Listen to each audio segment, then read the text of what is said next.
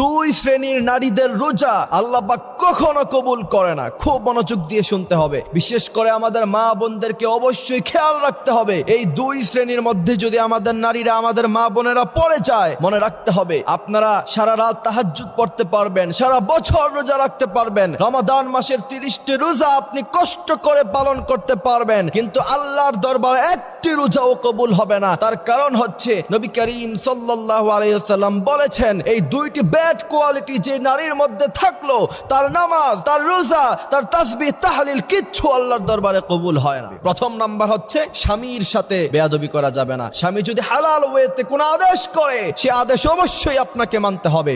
আর স্বামী যদি কোনো এমন বিষয় আপনাকে আদেশ করে যেটাকে ইসলাম সাপোর্ট করে না, সেক্ষেত্রে ভিন্ন হিসাব। দ্বিতীয় নাম্বার, যেই ব্যাড কোয়ালিটি আপনার মধ্যে থাকলে আপনার রোজা আল্লাহ কবুল করবে না, নারীদেরকে বলছি, আমার মা বোনদেরকে বলছি, খুব মনোযোগ, সেটা হচ্ছে বেপরদা যদি আপনি থাকেন।